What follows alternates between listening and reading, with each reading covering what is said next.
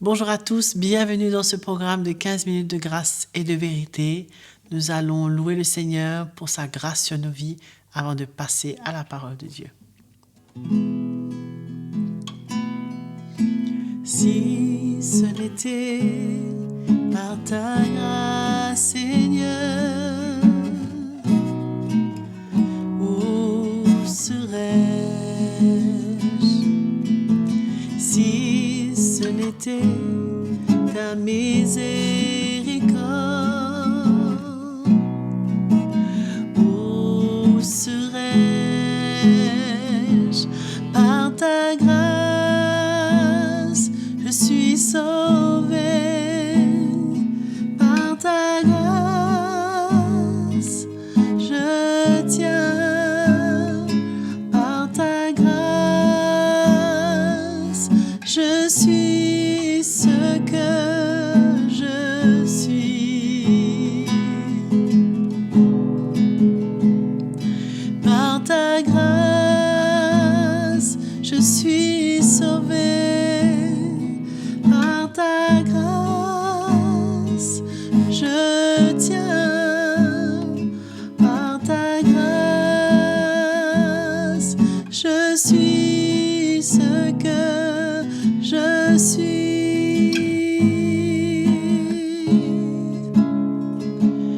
Par ta grâce, je suis ce que je suis.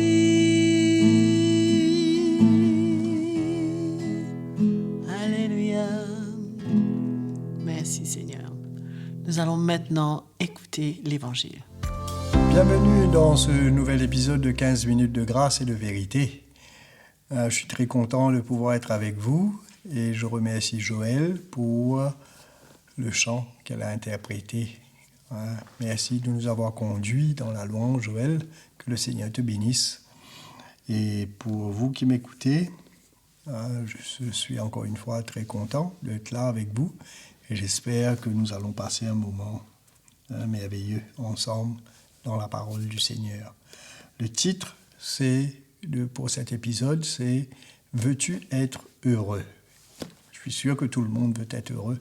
Je suis sûr que, bien sûr, tout le monde désire cela et même ceux qui ne connaissent pas le Seigneur veulent être heureux. D'ailleurs, c'est pour cela qu'ils essayent de courir derrière toutes sortes de choses. Mais pour nous, qu'est-ce que Dieu nous demande ?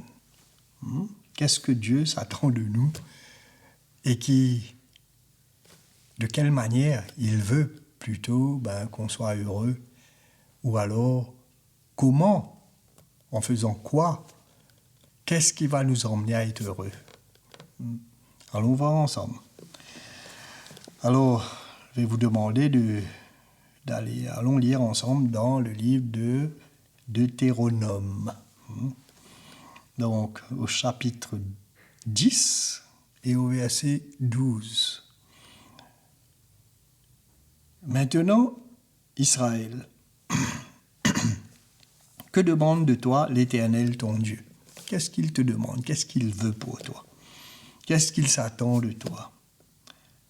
Si ce n'est que tu craignes l'Éternel ton Dieu, afin de marcher dans toutes ses voies, d'aimer et de servir l'Éternel, ton Dieu, de tout ton cœur et de toute ton âme. Si ce n'est que tu observes les commandements de l'Éternel et ces lois que je te prescris aujourd'hui, afin que tu sois heureux. Voilà. Donc, c'est très simple. Ce que Dieu demande à Israël. Il dit l'Éternel, ton Dieu. Et c'est cela même qui va finalement être, allons dire, un point capital. Est-ce que l'Éternel sera toujours leur Dieu? Et nous voyons dans la parole de Dieu, dans la Bible, que le peuple d'Israël oublie très vite, et souvent très vite, que c'est l'Éternel qui est leur Dieu, que c'est l'Éternel qui les a retirés de l'Égypte, que c'est l'Éternel qui les a pris par la main et les a délivrés de la servitude, de l'esclavage en Égypte.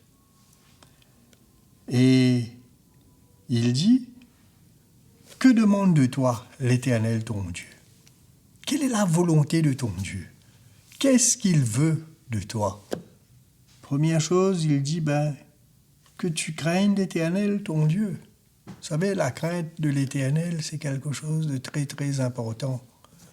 Et même pour nous, qui l'avons connu, qui sommes nés de nouveau, c'est très important que la crainte de Dieu soit dans notre vie. Où serions-nous si Dieu ne nous avait pas choisis, mis à part, s'il ne nous avait pas appelés, s'il ne nous avait pas prédestinés d'abord?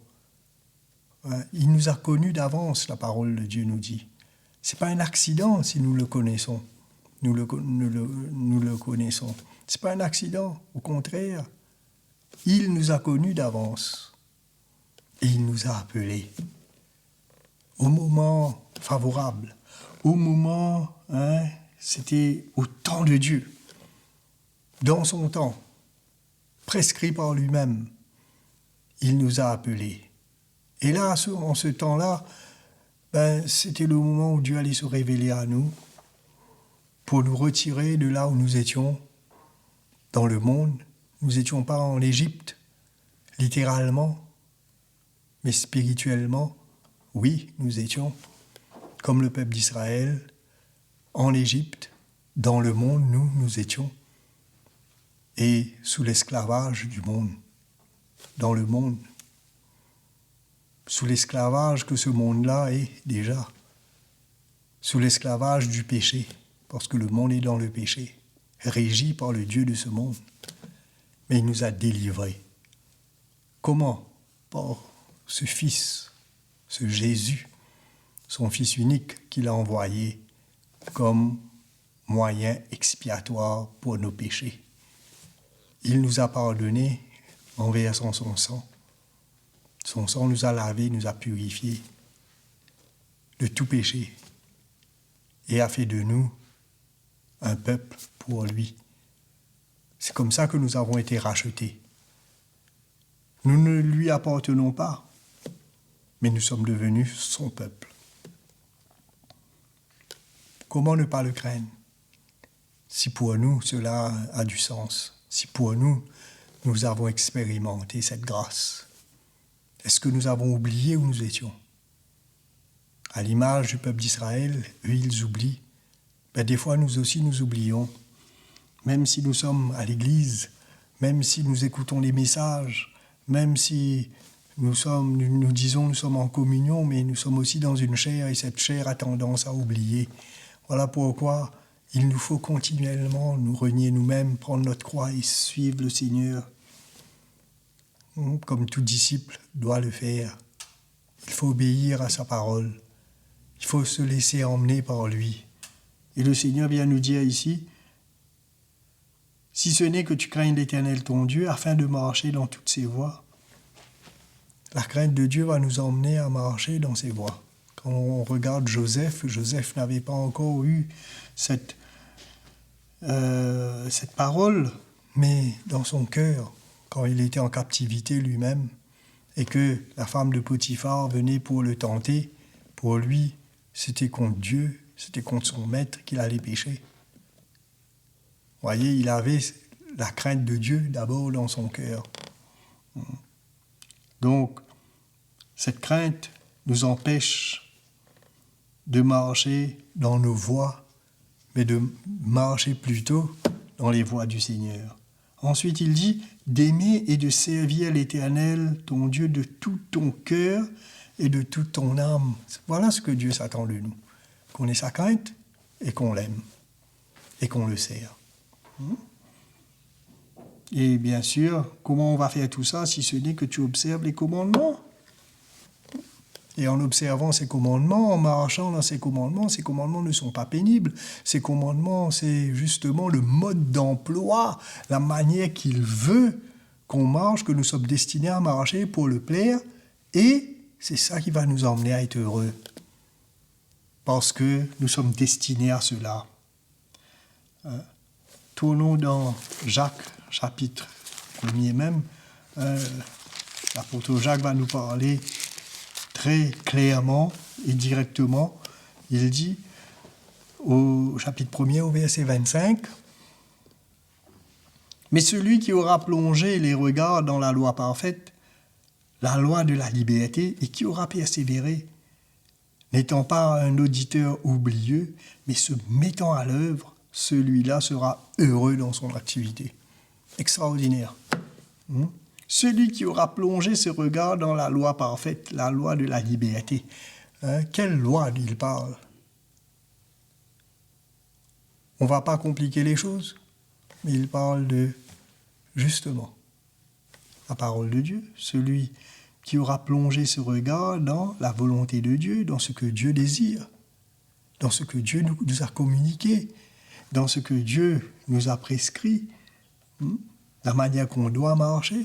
Et aujourd'hui, nous avons le Saint-Esprit qui prend de ce qui est à Jésus et nous le donne, la manière que le Saint-Esprit va nous emmener au travers de la parole qui est révélée, de l'évangile que nous entendons.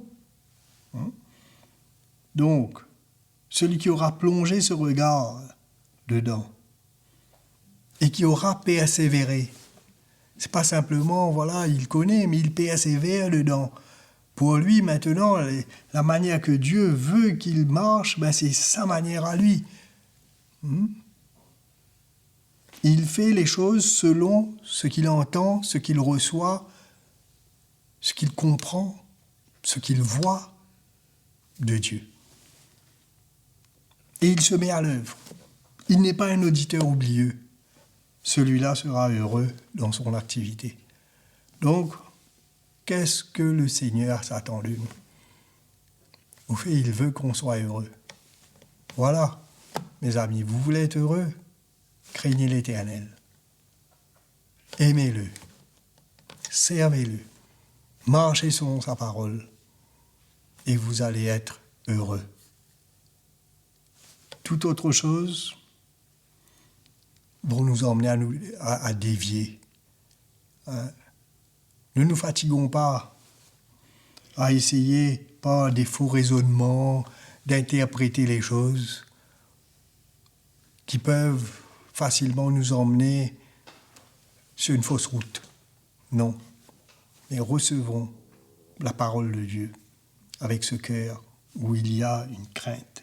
La crainte du Seigneur, parce que nous l'aimons, parce que nous ne voulons pas perdre ce que nous avons reçu. Au contraire, nous sommes ce que nous sommes par sa grâce. Et nous sommes arrivés là où nous sommes aujourd'hui, par sa grâce. Et il nous a emmenés. Sa parole nous a gardés.